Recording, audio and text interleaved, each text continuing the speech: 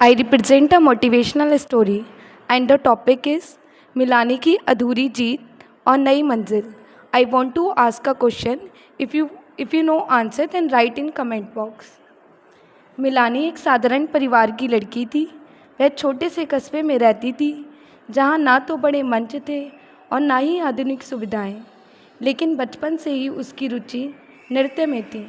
जब भी वह संगीत सुनती उसके पाँव अपने आप थिरक उठते.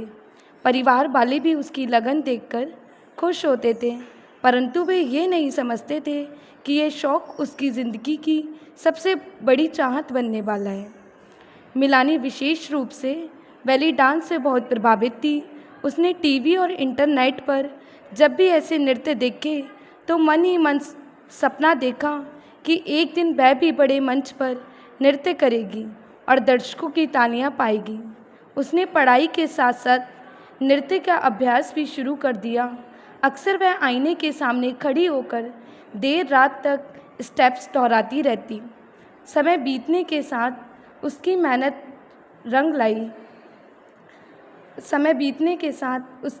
रंग लाई और वह कई स्थानीय कार्यक्रमों में भाग लेने लगी.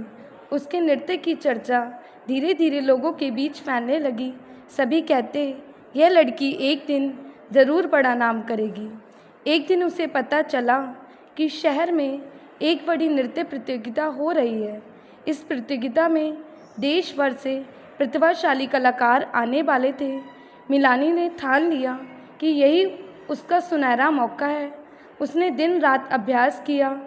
कई बार अपने पैरों में छाले पड़ गए पर उसने हार नहीं मानी. प्रतियोगिता का दिन आया. मंच पर पहुंचकर उसका दिल धड़क रहा था, लेकिन उसने पूरे आत्मविश्वास के साथ नृत्य प्रस्तुत किया. दर्शकों ने खूब तालियां बजाई. उसे लगा कि अब जीत निश्चित है, मगर परिणाम आने पर उसका नाम चयनित सूची में नहीं था. यह क्षण उसके जीवन का सबसे बड़ा झटका था. उसे लगा जैसे सारी मेहनत, सारे सपने खराब हो गए हैं. लेकिन धीरे धीरे उसने अपने भीतर झांकना शुरू किया. उसने सोचा शायद ईश्वर ने मेरे लिए कोई और रास्ता चुना है. असफलता अंत नहीं होती, यह सिर्फ दिशा बदलने का संकेत होती है. उसने अपने शौक़ को पूरी तरह छोड़ने के बजाय जीवन में नया रास्ता चुनने का निर्णय लिया. मिलानी ने पढ़ाई पर पूरा ध्यान लगाया और अध्यापक बनने की तैयारी शुरू की. उसने कड़ी मेहनत की और अंततः एक विद्यालय में हिंदी की शिक्षिका बनी. मिलानी ने नृत्य को भी नहीं छोड़ा. उसने विद्यालय में सांस्कृतिक गतिविधियों की जिम्मेदारी संभाली और बच्चों को नृत्य सिखाने लगी.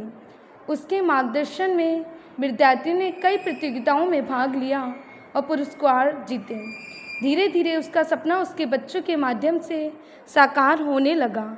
अब मिलानी को महसूस हुआ कि अगर वह प्रतियोगिता में जीत भी जाती तो शायद उसकी खुशी केवल व्यक्तिगत होती, लेकिन अध्यापिका बनकर उसने दर्जनों बच्चों को ज़िंदगी में रोशनी भर दी.